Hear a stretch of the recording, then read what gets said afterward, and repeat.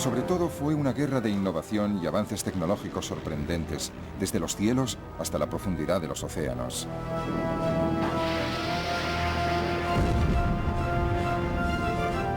Y ahora, por primera vez, podemos verla tal como ocurrió, en color.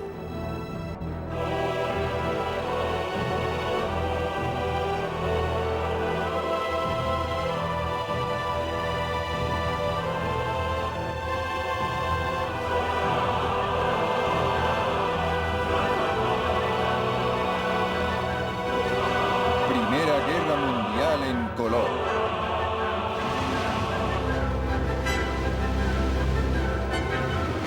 En 1916 la rutina diaria fue interrumpida por poco tiempo, pero muy bruscamente.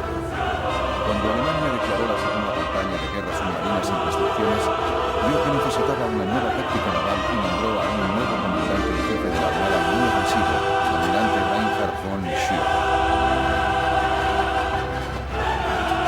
La guerra en el frente occidental entraba en su fase más sangrienta. Desde el mes de febrero los soldados alemanes y los franceses luchaban por la ciudad fronteriza de Berlín. Cada bando sufrió 350.000 bajas.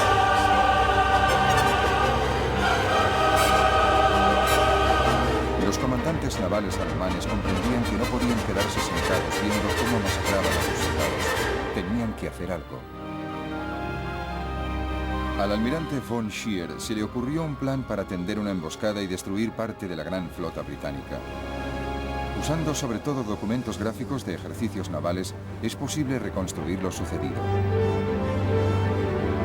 La idea de von Scheer era enviar cruceros de combate alemanes desde los puertos de Kiel y Wilhelmshaven para que patrullaran en las costas noruegas y tentaran a la flota de cruceros de combate británicos del almirante Sir David Beatty a salir de su base en Rosyth. Entonces, von Scheer enviaría a los acorazados alemanes a destruirlos antes de que llegara el grueso de la flota británica de Sir John Jellicoe desde Scapa Flow. Pero Jellicoe, gracias a una señal de radio interceptada, dedujo que los alemanes preparaban algún grupo y decidió anticiparse a ellos sacando el grueso de la flota a alta mar. En Scapa Flow, los marineros se preparaban para la batalla que llevaban 2 años esperando. La batalla de Jutlandia había empezado.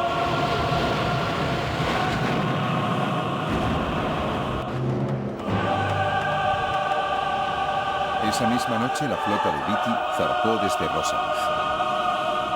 Cariño, imagínate si puedes una noche preciosa, aunque sin estrellas, y 12 grandes naves humeando, saliendo al mar, sin luces visibles y sin que se oiga otro ruido que el susurro de las olas. Los submarinos alemanes que montaban guardia no se dieron cuenta de que toda la flota británica se había hecho a la mar. Von Scheer siguió con su plan. El 31 de mayo de 1916, el grueso de la flota alemana se hizo a la mar. Las dos flotas se dirigían una contra la otra en el Mar del Norte. A mediodía, uno de los comandantes de Beatty vio a los alemanes. Dos cruceros, probablemente enemigos, en dirección sur-sureste. Luego los alemanes atacaron a los británicos. De repente vi unos cuantos barcos grandes, unos monstruos negros, 6 gigantes humeando en columna de A2. Las dos flotas se enfrentaron a una velocidad combinada de 80 kilómetros por hora.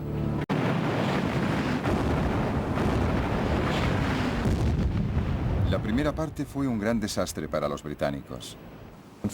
Por desgracia para Beatty, sus barcos no disparaban muy bien.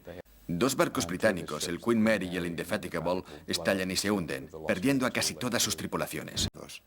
Un impacto en una torreta podía producir una explosión cuya onda llegaría instantáneamente hasta la Santa Bárbara, donde había 120 toneladas de explosivo listas para estallar. Las consecuencias eran devastadoras. El barco entero estallaba, y eso fue lo que ocurrió con el Indefatigable y el Queen Mary.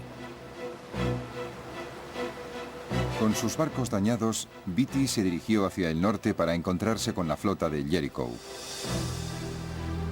Von Scheer lo persiguió. Al cabo de pocas horas, los alemanes se encontraron frente a frente con el grueso de la flota británica. Es un momento trascendental en la vida de cualquiera.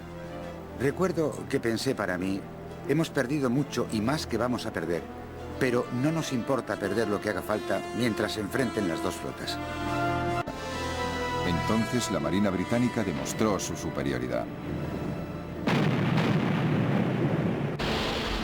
Los alemanes perdieron un acorazado, 4 cruceros ligeros y 5 destructores.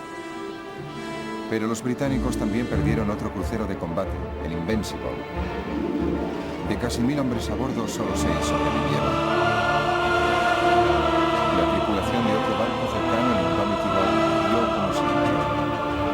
Los jóvenes oficiales del Indomitable teníamos negros presentimientos desde el día en que zarpamos. Los suboficiales del Invincible subieron a bordo y tuvimos una noche de alegría y diversión.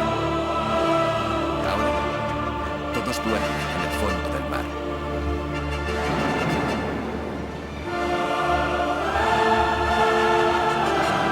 Al anochecer resultaba todavía más difícil afinar la puntería, pero ambas flotas siguieron bombardeándose mutuamente.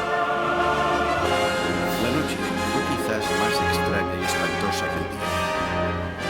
De vez en cuando se oía una explosión tremenda y se levantaban grandes llamaradas de 30 metros de altura. Estos ataques duraron toda la noche hasta el amanecer.